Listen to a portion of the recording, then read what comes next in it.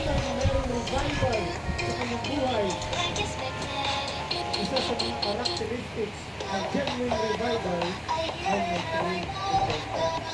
May genuine conviction of sin at sa kanyang pagsisisi, yun ay totoo. Kaya sabi nga sa verse 21, nagkasala po ako sa langit, nagkasala po ako sa Diyos, nagkasala po ako sa inyo. Pag sinabing true repentance, it is a deeper transformation involving a change of heart. Pwede ba meron ko ito? Change my heart, oh God. Make it every change my heart, oh God. Kapag walang revival, hindi ito yung hindi mo ayos ng Panginoon. Pero sa mga taong inaamin ang kanyang pagpakulang at gusto ng pagbabago, sisisigaw niya sa Panginoon, Lord, change my heart! Kagaya ni David,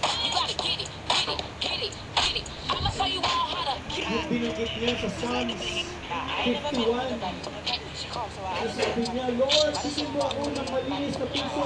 Likhaan mo ako ng malinis na puso. Give me pure heart, Lord. Kasi ayaw na ayaw ko David, yung malalayo sa presensya ng ating Panginoon. Kaya diba, mayroon portion doon sa kanta, cast me not away from the presence, O Lord, and take not thy Holy Spirit from me. Restore unto me the joy of thy salvation, and renew a right spirit within me. Si David po, kahit anong bigat na magawa niya kasalanan, dahil genuine yung naramdaman niyang paghipo sa kanyang Holy Spirit, genuine yung kanyang pagsisisi din na nangyari. Inamin niya yung kanyang pagkukulang. So, ano ba yung dalawa-dalawa ang gamit? Cellphone na, may ano pa. Ano yan? Binibidyo ko. Yamanin? Ha? Yaman?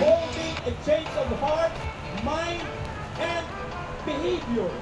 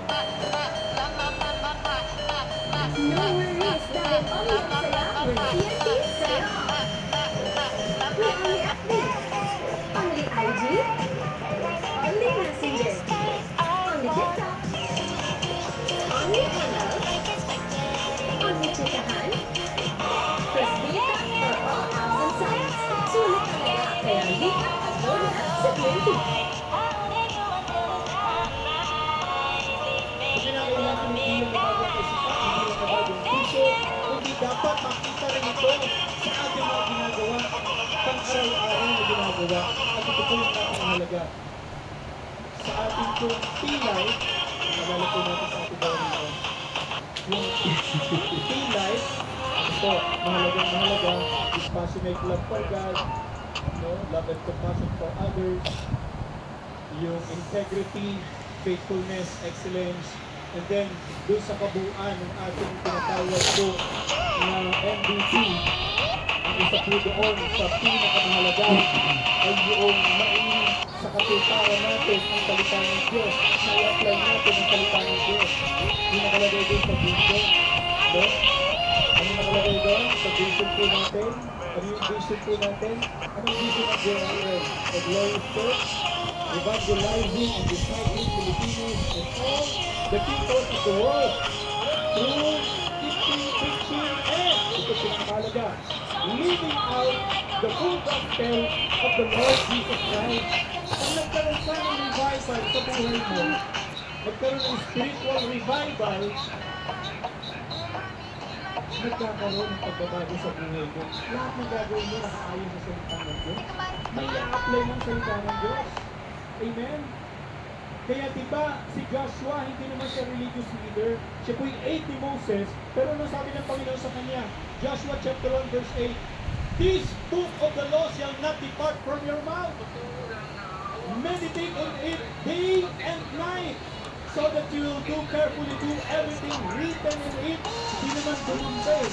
Hindi naman nag-jump doon sa blessing agad eh. Diba?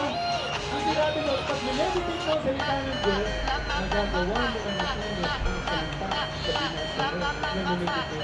Amen? Sige po, palakpakan natin ang Panginoon. Kasunod pa yung pangatlo, you will be prosperous and successful. Then we give one more clap offering to God. Hallelujah. True repentance encompasses not only regret, hindi lamang kahit nandun yung regret, but also a commitment to turn away from sin and toward new path, new direction. Ngayon po ang mahalaga kapag meron kang tunay na pagsisisi, yun ang kahalagahan ng may tunay na pagsisisi.